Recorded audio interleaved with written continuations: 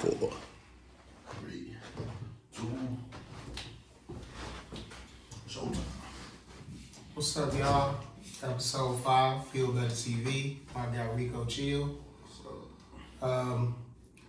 We trying to move along in different topics now, and one of the things that I think is being pushed in media and pop culture is phobias. Like everything get labeled with the phobia, which is the definition of it is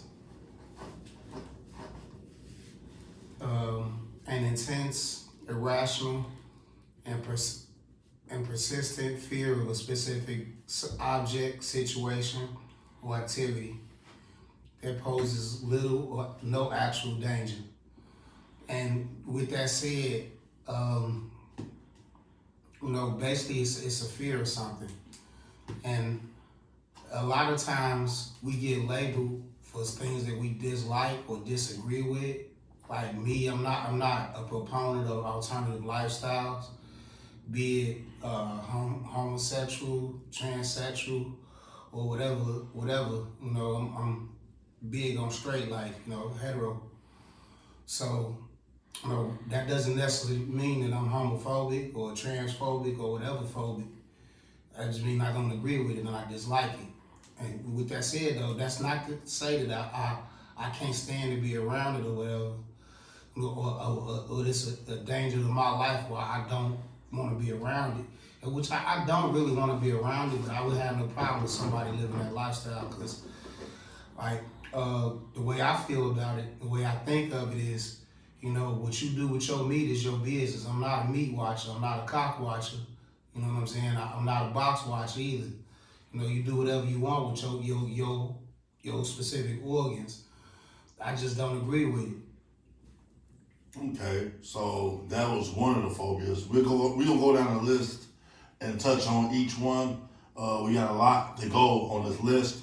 The first one, actually a couple of them with the homophobia and the transphobia. Yeah, I'm just saying we're gonna start from A to Z. So the first one is acrophobia, fear of heights. That's my legitimate fear. Like, I conquer it a lot though, cause I do good on roller coasters. And Mountains. I've never been on a mountain before, but I did trails on high places. But I'm legitimately scared of heights. And it all stems from as a shorty, across the street from the house that I was raised in, we had the bridge right there on Keeler, your spot.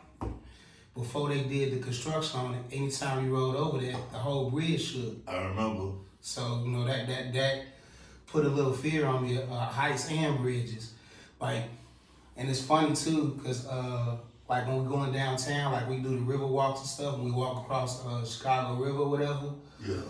Or going down Wacker, those bridges scare me too. It's because it's over water. Yeah. I know how to swim. With this acrophobia is actually valid fear for you. Yeah. On my opening statement about fear, when I was young, I was a fearless kid. I did a lot of things that caused me harm and danger because I thought I was invincible. So I found out I wasn't invincible when I got injured here and there. And then when I got older, I still felt a sense of invincibility, of no fear. So I always, how they say, put your foot in just one at a time? Nah, I jumped in, no problem. And I just suffered the consequences. So to this day, when I was a teenager, I had a fear. When I watched the movie, I don't know the name of the movie, but they show how the mother never came back home and the kids lost their mom. And then I think that's one time that I had a fear. But other than that, no fear of nothing. Unless maybe a current fear. So that's my opening statement about fear. Another fear, I got actually 3 fears. And, basically the fear of heights. I'm scared. I'm fearful that I could become homeless. I don't know if that's a label for that. And the other fear I have is, being toothless. I don't know if it's a fear for that either. Hey man, you just gonna have to get dentures or inserts or something. Get the money and get a whole new set. That's how the world works. But the I'm next just one, take care of the choppers I got now. How about that? okay. The next one, aerophobia, fear of flying. I'm not scared of flying. I've flown before.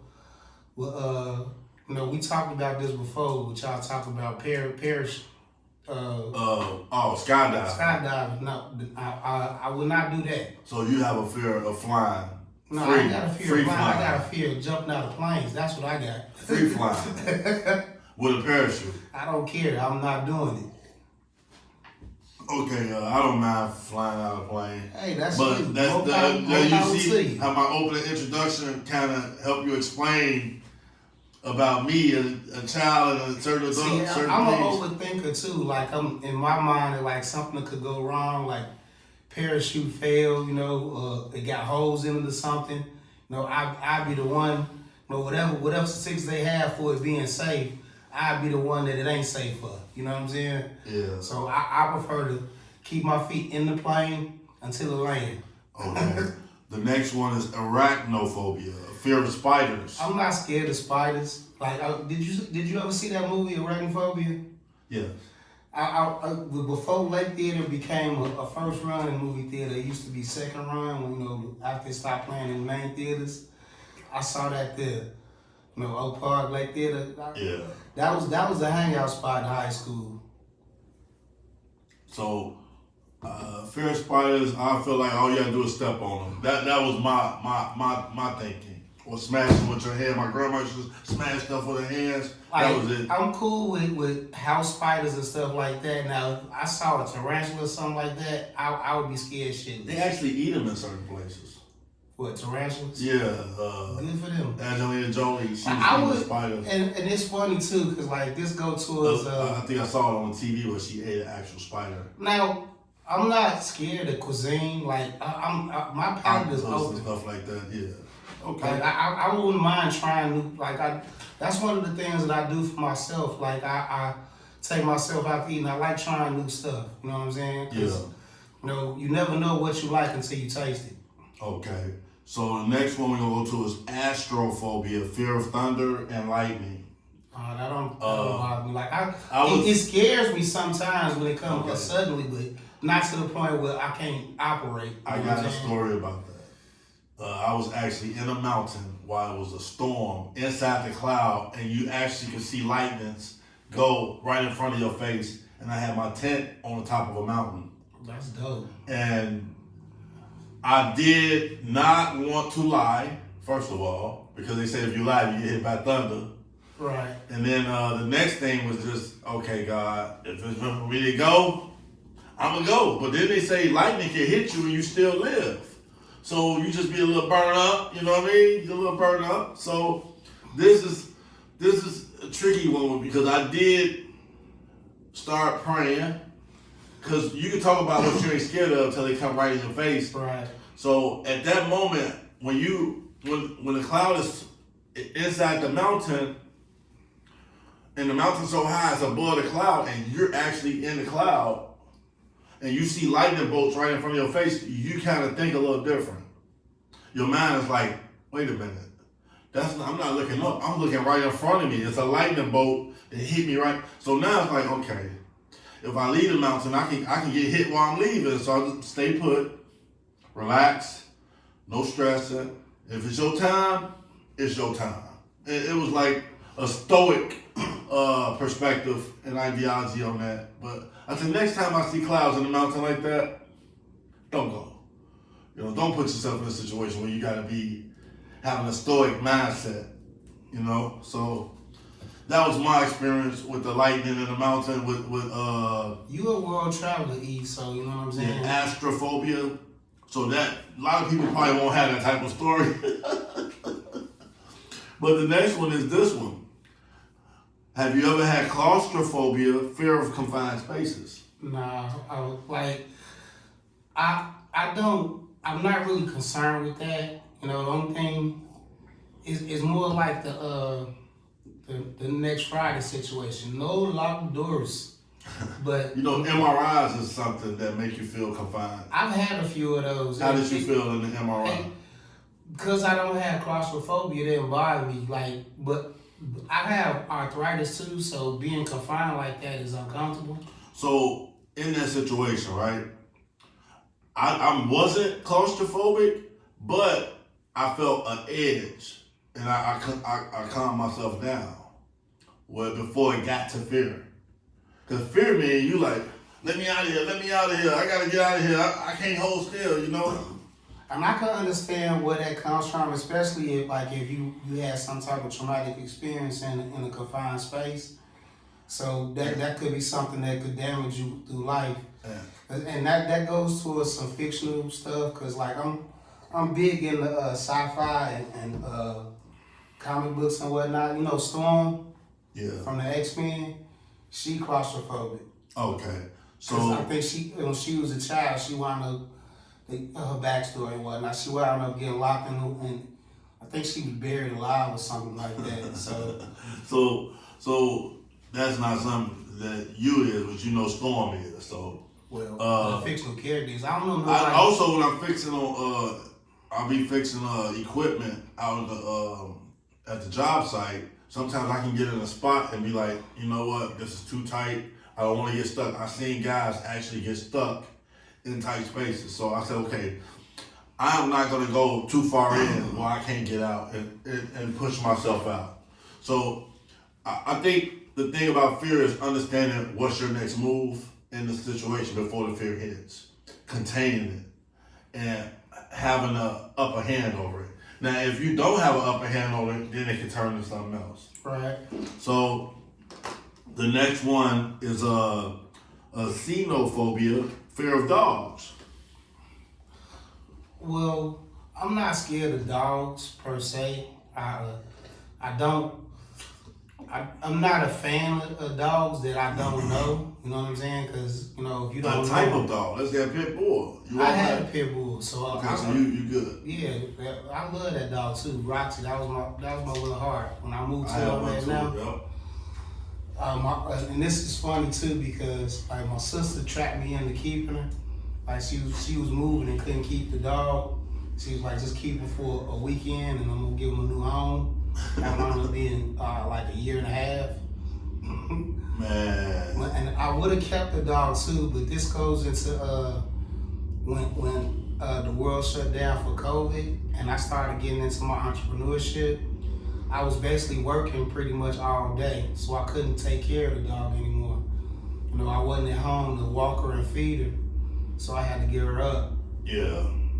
So me, I had a pit bull. I'm real friendly with dogs, so you know, usually the dog can sense if you fear them. So my edge is making sure the dog know I ain't scared of it. So that's the upper hand over that fear. That's a way to conquer a lot of fear, is to have an upper hand over it. The next one is emetophobia, fear of vomiting. Well, when you drink a lot, right. and you got to get home, and you in that car ride is like, okay, make sure this door is either open or the window is down. Right. Because your car, once it get vomited in it, that smell will not come out. That smell won't go nowhere. I'm nose blind too, so I don't really, my sense of smell ain't great. It ain't there at all. So I don't really, it got to be something that is really foul for me to notice it.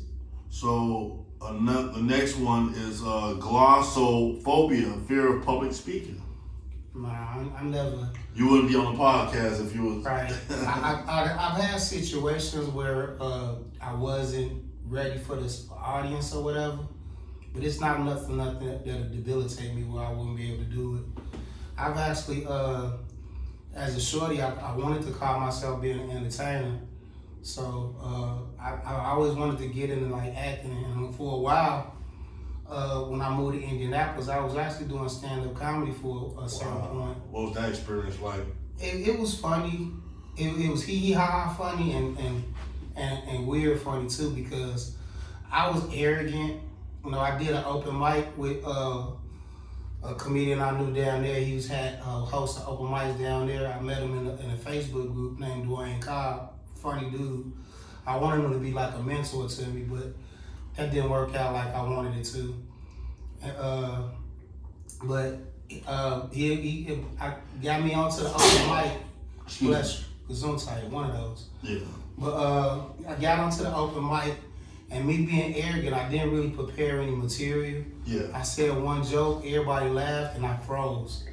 So I couldn't get through my set because That was your intro freeze then. Yeah, I did it one more time after that, but because it was funny too. Like when I did that one set, I was excited. I wanted to try to do it again, cause if you get to know me, like it's funny. Like being on this podcast, a lot of people like I'm told that I'm monotone, and that's how I talk on the phone too. Like when I'm at work and whatnot. But if you know me, like I'm a character. You know what I'm saying? So I do speak freely and joke and right. More than one monotone. So I was always told, like in Facebook groups, like when I was talking about being a cock watcher and a box watcher and a meat monitor, those type of words I say, and people found it entertaining. So they was actually pushed me towards getting into that open mic. And once I did that one time, I wound up losing my job after that. So I didn't really focus on it because I didn't really think that I had a future in it. I just wanted to try it out. Doing something for free wasn't gonna pay my bills, so I didn't really get back into it until I started working again. And that one other time I did it, I was the last comedian up because other people ate up the time. And so basically my 7-minute set wound up being 2. So, and again, because I was a novice and all of that, I didn't really try to go over. I was trying to make sure I abide by the rules just in case I wanted to do it again, so I wouldn't be a malcontent that they wouldn't want back on the shows. But I never really tried again. I did want to try it again after that, but I kind of changed my focus into what I'm doing now with the podcast. And I got other ideas as far as entertainment I want to get into, but that's further down the line. I want to try to build Feel Better TV podcast first and see what jumps off from there. Okay, so me, I think my glossophobia, I got that nipped in the bud when I was young. I had mumps, and my mom told me, well, you got your Easter speech coming up. So I said, okay. Then I caught the mumps, and I was like, Mom, I can't go out there. I got the mumps. I got big old jaws, and I couldn't hardly talk. And she was like, well, you still said you was gonna do it, so you gotta do it. So she held me to it, even though I had mumps. I had to do my Easter speech, and then I went out there, and I did it. So I was like, okay, I guess that boosted me, and it gave me an upper hand on public speaking, even when I didn't feel like speaking. This is a side note. We can get back into it now because when you talking about the mumps, because like I never had the mumps. I never had none of those little kid diseases like measles and chicken pox. But the funny thing about it, when my mom lived in Milwaukee with my little brother and her best friend and her daughters, the whole house caught chicken pox. And I didn't catch it, and that was kind of funny to me because like I talked about it before. I have agammaglobulinemia, which is basically a weakened immune system. So it was surprising to me that like everybody in the house caught chicken pox except me. Well, they say even with sickle cell, certain diseases protect you from other diseases. In certain regions, there's certain diseases that protect you from other things that might come up. And that's another thing about it too, because like now with all these different vaccinations and whatnot going around, I was always exempt from that when school started. Everybody had to get their flu shots and whatnot. I was always exempt from that.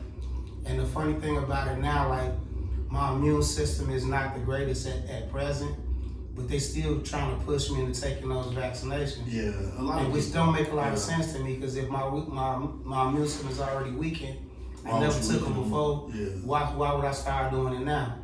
Yeah. So that's just my my thoughts on it. Like I don't have feelings one way or the other towards anybody else doing vaccinations. It's just not for me. So the next one is hemophobia, fear of blood. Nah. I mean, it depends on how much blood. If it's a lot of blood pushing out, you can get scared that something tragic gonna happen. This is another, cause like I got a lot of weird stories, like goofy stuff always happening to me.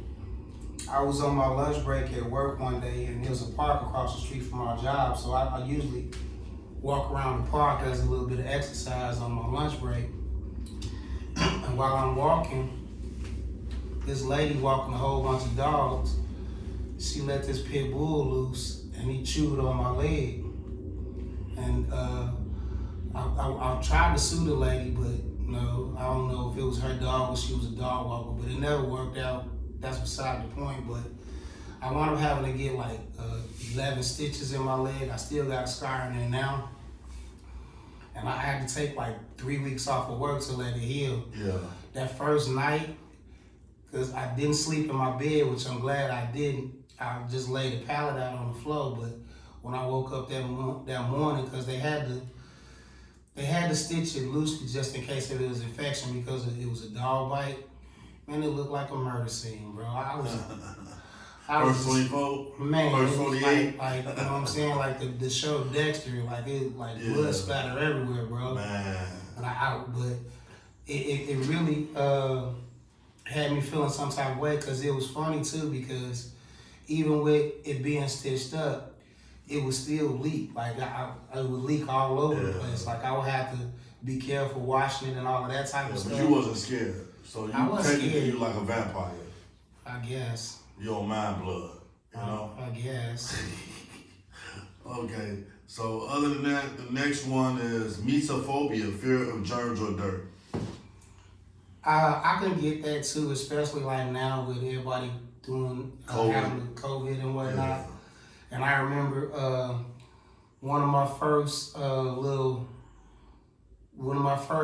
skits or whatever that I did once I started my podcast. I shot a little promo with Enormous J. Okay. He never got me the promo too. You owe me, bro. But anyway, it was basically wash your hands. You know what I'm saying? That was the promo. It's like I'm You big. still believe in that germ thing? That's effective? Because of my compromised immune system, I do believe in that. Like it's easier for me to get sick than most other people. Cause like what my ailment is like everybody is born with 5 parts of the blood: IgA, IgG, IgM, IgD, and IgE. I'm missing 4 of them. And everybody, like what I have, everybody has it to a certain degree, because nobody got 100% of everything. Yeah. But because I'm missing 4 of them, that's what compromised my immune system. Okay.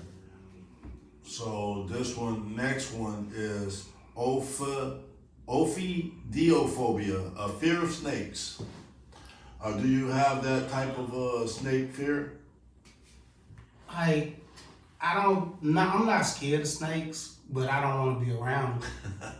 It can be tricky. A boa constrictor ain't as tricky as a cobra. Right. Like poisonous snakes specifically. Like I done dealt with like garden snakes and all of that before. And I had a friend that had a boa constrictor, the one that squeeze you. So, but like, and that I wasn't scared of it, but again, I didn't want to be around it. So this discussion takes people to those movies like Anaconda. Anaconda. That's probably a over juiced version of what reality is. I think usually it's more based on reality. That was Amazon. Yeah, but when they that big, that means that Hollywood know you scared of snakes, but they gotta amp it up 20 times more and say, you know what? There's a snake bigger than your whole body. It's coming for you. It's gonna swallow you. And most people are like, oh man, I'm scared. Then they go to the movies and they freak out, you know? And it was something in that was going on in Florida, where somebody released some boa constrictors into the wild, and they wound up eating up the environment. So like that was a real thing. I don't remember when it was, Yeah. but I was reading it. I was watching a YouTube special about it. And it was kind of wild because they was doing all type of different experiments to try to get rid of that snake population because it was a danger to the wildlife and the environment. Okay, the next one is trypanophobia, fear of needles or injections. And that's funny too, cause like when growing up, the way I got my medicine, it started out as me getting shots, and my mom hated that. Like she would leave the room whenever I was happening for me, but I never really had a fear of it. And like now, cause my body is bigger than it was when I was an adolescent, I get infusions instead of shots, and that basically take anywhere from 4 to 6 hours. Okay, trypophobia, fear of holes or textures. Nah. So we move on. The next one is the social and environmental phobias. Agoraphobia, fear of crowded spaces or open places, often limiting ability to leave home. Have you ever seen so many people that you didn't want to go in that space? Nah. That remind me of the TV show Monk. Did you ever watch that? Yeah. He was a germaphobe, and he had obsessive compulsive disorder. Oh man, OCD. And he had a big brother that suffered from that. Like he was confined to his house all the time. The next one is really a big one. There's a big one coming. There's a big monophobia, fear of being alone. This is a big thing among older men when they don't have that woman around no more, and they figure like, who's gonna take care of me when I get so old? And they be like, well, I need somebody if I fall, at least somebody to know I fell. But that's when you get that first alert and you press the button. I don't think that's confined to just men though. No, I'm just saying, but in reference to my experience talking to people about this, I talk to people in my gender and they talk about this fear. That remind me because with my grandma, we used to sit up watching TV, and we used to, the falling and I can't get up commercials. We laugh at those. Yeah. And then it was the Was it funny? a little bit, but It's the way she said it. yeah. It wasn't that she fell that you laughed at her Right. falling. Right. It was I've fallen and I can't get up. Yeah. But me and my grandma tripped out on that, and there was another one for the older people that had the little hover around scooter. Yeah. And it was like, we would always quote how it ended, and it didn't cause 1 red cent. Anyway, I miss my grandma. That was the sweetest lady Rest I in know. peace. Rest in peace, man. The next one is social phobia. Social anxiety disorder, fear of being judged or embarrassed in social situations. I'm not really worried about that. Like me, I'm a pretty confident person. Like, and I'm not worried about what the next man or woman feels or thinks of me, because what they eat don't make me shit. Yeah, a lot of people say I'm an open book, so I figure like you already know what I'm about. So if you feel some type of way, either I know if I don't know, it don't really matter. But some people do get concerned about what other people think, and they make appearances changes to their faces, like a lot of stars when they get real big. Oh, my nose needs to change. Oh, I gotta change how big my fanny is. I gotta get bigger boobs. So this is something that you gotta really know yourself. If you want to kind of combat that, you gotta really know who you are and respect yourself and love yourself to know more that, okay, no matter what people say, if they don't love me, I'ma love me. You know what I mean? If they don't show me respect, I'm gonna show myself respect. So on the next topic is vehophobia, fear of driving. I know some people got fear of driving. You? Usually after an accident, a real bad accident, when they first learn how to drive, They get in a real bad accident and they figure, oh man, I must have did something wrong. So, Go ahead. so they said, well, the less I drive, the better. So I'm gonna just ride bikes and get on trains. Now I'll drive if I have to drive, but I'm not gonna make it my everyday business to drive. Now, my grandmother suffered that, but it wasn't to the same extent because she wound up having an accident on Lake Street, you know, with all the little pillars and whatnot from the L. Yeah. Somebody cut her off, and she wound up having, you know, like a pirate thing because she damaged her eye. Yeah. So, I remember, and I had to be about 10, maybe 11. And she didn't like riding down Lake Street no more after that. But, you know, she still drove. She just didn't want to go down Lake Street anymore. Yeah. So, I mean, some people with Lake Street, if that person come over the line a little bit, you really have no out because of the post right there. Yeah. And that concrete. And now they got base. the bike lanes and whatnot. So Yeah. that's because they're making the street even more narrow. And then, you know, it's not just those things, it's also how people drive. You got 4 different people around you. Some people, they telling you real hard to make you go fast. And then some people going slow in front of you on purpose. So you really have no balance there. And you're getting, so what I do in them situations, I just move over, let all these crazy drivers go by. I might say some words and then get back in my lane and keep moving. You can't win in those situations. You just gotta let those type of people go by. And then you got these big trucks on the expressway. You riding from down south to Chicago. It's 3 a.m. You trying to get home. 4 or 5 trucks blow past you going 100 miles an hour. You feel the car shake. And other situations, it rain, snow, they change the texture of the road. Then they don't put ice or salt down, and you driving, and next thing you know, you see a couple cars in the ditch, and then you like, oh man. That remind me of moving away from Chicago, cause like I have a deep respect for the Department of Transportation here, Illinois Department of Transportation, cause when I lived in Michigan and Indiana, when it snowed and they get the same weather that we get here, their streets and sanitation is horrible. They dropping sand out or they not doing nothing. Hey, what's sand gonna do, man? Like, and it was horrible, bro, cause like Sand must be cheaper than salt. I don't know what it was, but I know it didn't do nothing for those roads. And it was terrible. I remember one night when cause I worked in Fishers, and I lived in Lawrence, like which is right outside of Indianapolis. And riding down 465, and I was getting off at like midnight, and it was the snowstorm of 2010. You remember that? Yeah. I'm riding down there, white everywhere. I didn't see not one truck, bro. No salt, no nothing.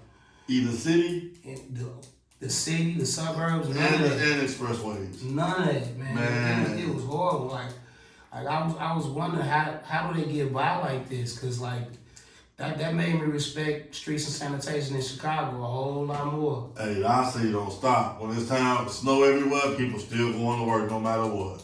So like the next one would be these are unique and rare phobias. Shadophobia, fear of hair. I don't know too much about that one. Okay. It's like Jada Pinkett and alopecia. Yeah. Decidophobia, fear of making decisions. Oh, I know a lot of people that. Hey, that was a big one. It's people that won't make a decision because they scared of the outcomes. They scared that somebody might think they stupid or dumb for making a decision, or They make they the wrong indecisive. decision. Yeah, they make the wrong decision. They have to suffer the consequences of those decisions. And I think people make decisions every day. You just have to be able to say, okay, can I live with this People decision? die every day, B. Pull your skirts down, B. hey, that's paid in full. That's where that come from. That was Rico talking to Ace Boogie.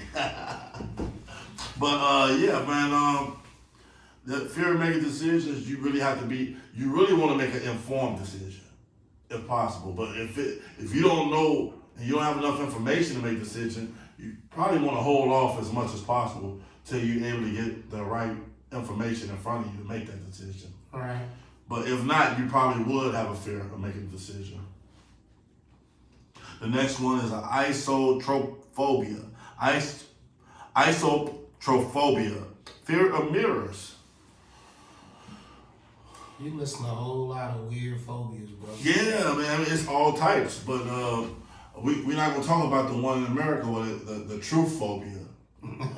That's a big one. And they got one. You sound like the president of social networks. Okay, this is a big one. Ergophobia, fear of work.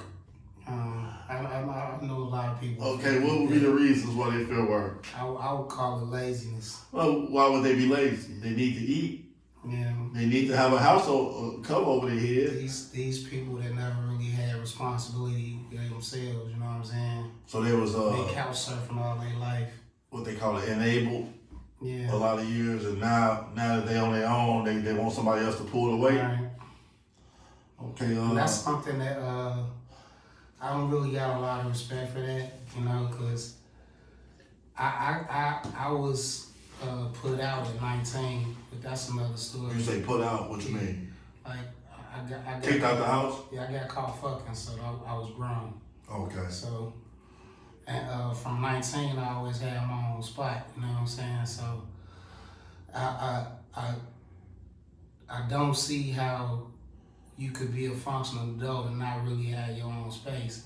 Now, it is exceptions, like if you were raised in a good family where, you know what I'm saying, you had that protection. A safety net to when you able to be comfortably moved. That's an exception, but again, that don't go to 50 years old. Huh? That don't go to 50 years old. Right, and I had an uncle that was like that, you know what I'm saying? And I just didn't understand that. He did have points when he had his own spot, but it was few and far between. The stoic position is you don't work, you don't eat. Right, exactly. So if you like to eat, you must like to work, you know? And see, my thing about it was like, because, you know, I got involved in, you know, grown folks' activities, I needed to have my own spot to, you know what I'm saying, do the horizontal mambo, you know what I'm saying? Correct. You want to be able to have your own privacy and do whatever you want to do inside the four walls that people do at 2 or 3 in the morning. Right, exactly. Okay. So the next one would be componophobia, fear of buttons. I don't see nothing really major in that to pull out. Is it buttons or buttons? Buttons. Benjamin Button, maybe. I don't know. Amphilophobia, fear of belly buttons. I can see that look kind of weird. The Indian alley. You know what I'm saying? That is kind of scary. Yeah, it is. But that's something that, you know, people got to figure it out. Phasmophobia, fear of ghost. I think I had that one time. I believe in spiritual things, but as far as actual ghosts, I'm not a firm believer in that. So with this question, you will have to believe in actual ghosts and spirits. Right. And there are ghosts and spirits. Do you think it's actual scientific proof? Well, the Ghostbusters had a machine. They had the spectrometer. They say it's a place on Wabash in Lake. It's an alley over there. Mm-hmm. They say it's haunted and spirits come over there and ghosts come over there to this day. So I never really saw them. I went over there. Every time people say stuff like miraculous miracles, I try to see if it's true. So I went over there and I didn't see no ghosts. I didn't see no spirits. And I just kept riding my bike.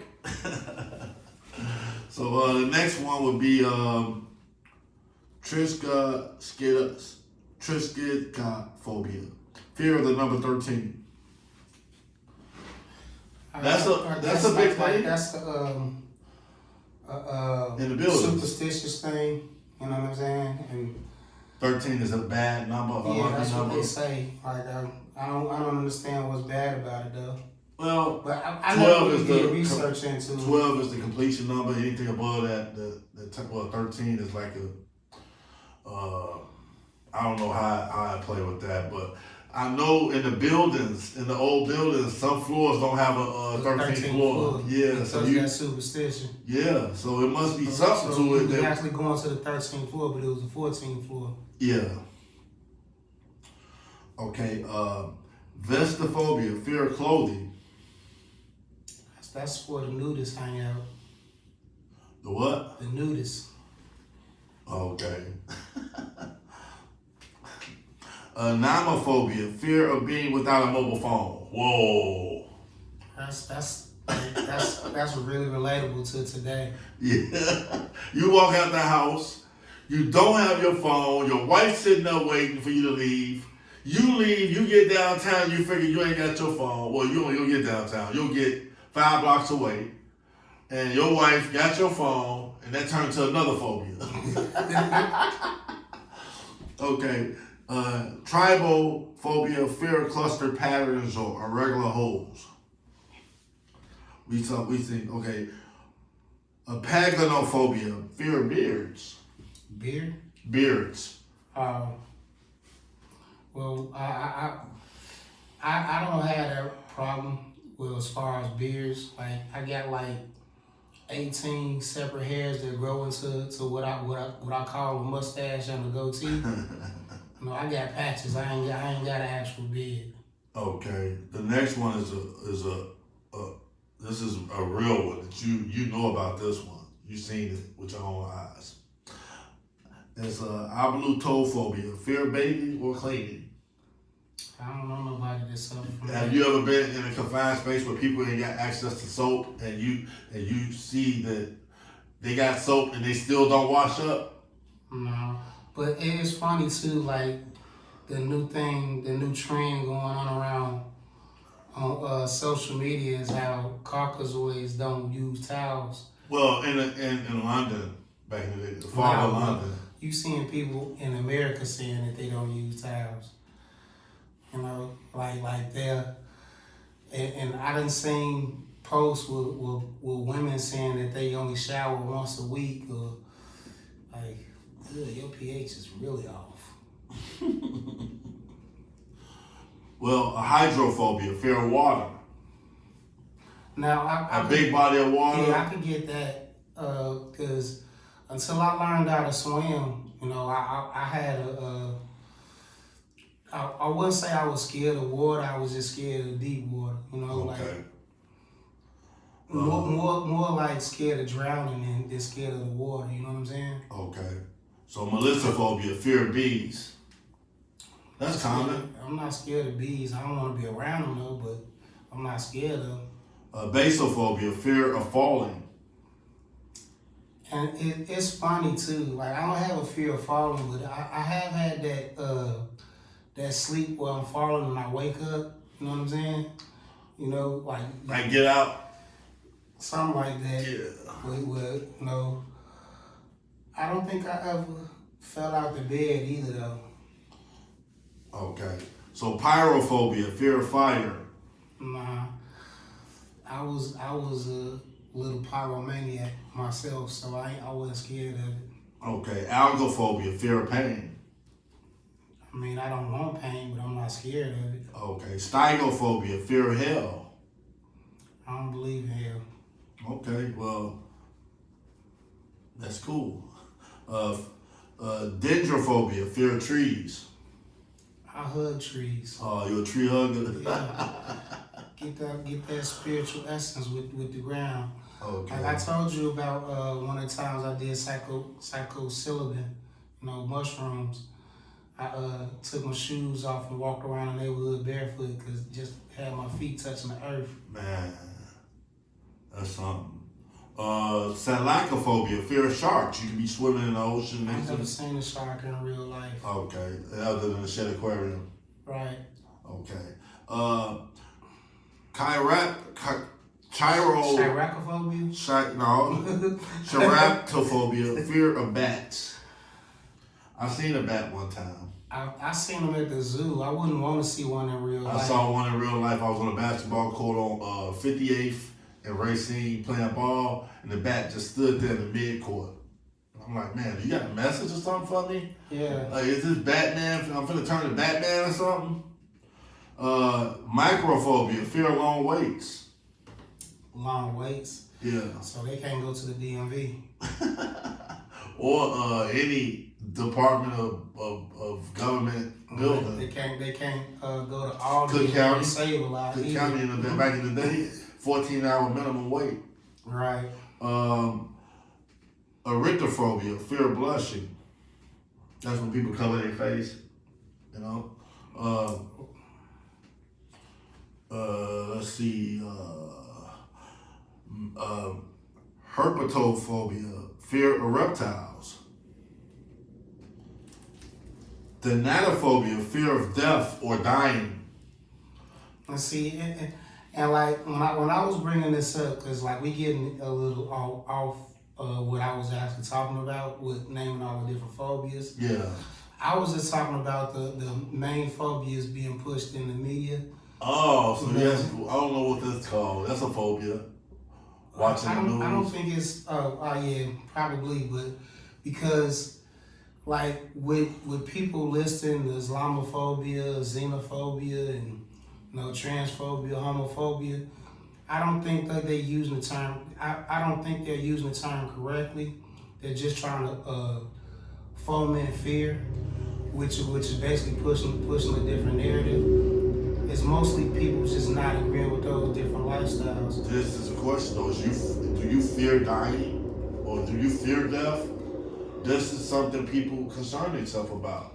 Like, if I die and let's say you're a 40-year-old virgin and you die, I've never been with a woman, like. I don't fear death. Like it's things that I want to accomplish, but if I don't get to do it, I'm not. I lived a pretty full life. You know what I'm saying? Okay, this is gonna be 2 more left, and we be done, and we can wrap up on the closing statements. The first one out of it is taphophobia, fear of being buried alive. That's what caused Storm to have claustrophobia. Man, okay. So the last one is a big one. This is a big one. Philophobia, fear of falling in love or emotional attachment. Now, do you have that fear? It's a valid fear. It is, especially in today's world with everything being microwave and people. You know what I'm saying? I want my money and I want it now. You know what I'm saying? I mean, think about it. Falling in love. I think the term falling in love is really a real bad view of love. Why can't you rise in love? Why can't you stand up Go deep in love? So falling in love is already showing that you finna hit the ground, man. And then emotional attachment, when you talk about emotions can be anything every day. So you roller coastering. You roller coastering through life. You dealing with the ups and downs of this emotion thing. Emotion can change at any time. So if you hooked on somebody emotionally, when they tell you that they don't like you or they upset or they got a problem, then now your emotions are affected. So I think that's a valid fear. A lot of the fears we explained. I think that one is, the philophobia is a real, and philo is Greek for love. And you got, agape is love too. It's different versions of love. That sounds like my name. My name is Love. Yeah. All right. He had an album called Love, right? Right. He called himself Love Combs too. So I believe that there some phobias are more valid than others. You can do your closing statement, or you want me to go first? You go ahead. Okay. Phobias. I think when we talked about all these issues, you can see some that make sense, some that might not make sense. But overall, I think certain fears you should conquer so you can live better. If you constantly live in fear, that means you're not living. You're dodging life. You're hiding. So if you wanna have a great life and a more fulfilled life, you probably have to conquer a lot of fears. And that's why I don't mind doing a skydive or going to tall mountain or. Hey, bro, I'm not scared of skydiving. I just don't want to do it. Okay, so for some people, they're not scared and they just don't want to do it. But for some others, they actually scared to fall in the sky. So do the free fall. So again, the closing statement would be to whenever I have fears, I would reason with myself and say, okay, I want to be above this. So I don't want to let it get to the point where I can't do something. So again, you want to contain that fear and conquer it. And that's my closing statement. Always contain your fears and try to conquer it. And piggybacking off of that, because like I said, I had three main fears in my life. And one is the fear of heights, which I always managed to overcome that. I fear bridges, I overcome that. And, my fear of homelessness. You know, I what was the scared to work thing? I don't have that fear because ergophobia. Right, I don't have that fear because, you know, I know to sustain myself, I can't depend on nobody but me, and that's what's gonna prevent that one fear from becoming a parent. And also my fear of being toothless. You know, I see my dentist and I take care of my choppers. So in terms of the community, I think a fear should be to move forward. We should no longer fear stagnation. We should keep trying to move forward. At the same time, though, I do want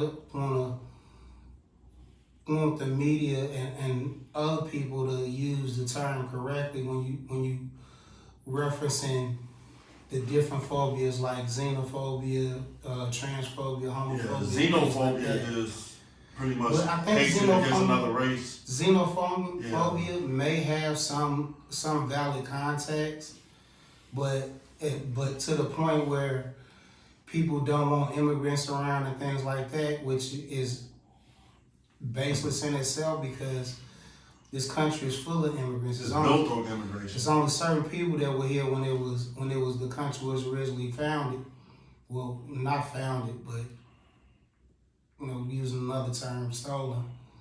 But so the xenophobia is the replacement theory that they have going on. Those are phobias put out to foment more fear and discord and dislike in different communities. Because again, I don't agree with alternative lifestyles. I'm gonna stick to that, but I'm not scared of them. You know what I'm saying? They can do what they want with what they want, how they want. It just don't involve me. Okay, so you finished on that? Yeah, Feel Better TV.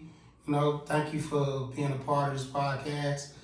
Like, subscribe, share, comment, and let me know how you feel about the different topics that we're bringing up. You know, see y'all again later this week for episode 6. Feel Better TV. Rico Chill. Yep. Shooting the breeze, man. All right. Peace out. Kicking the bobos. All good.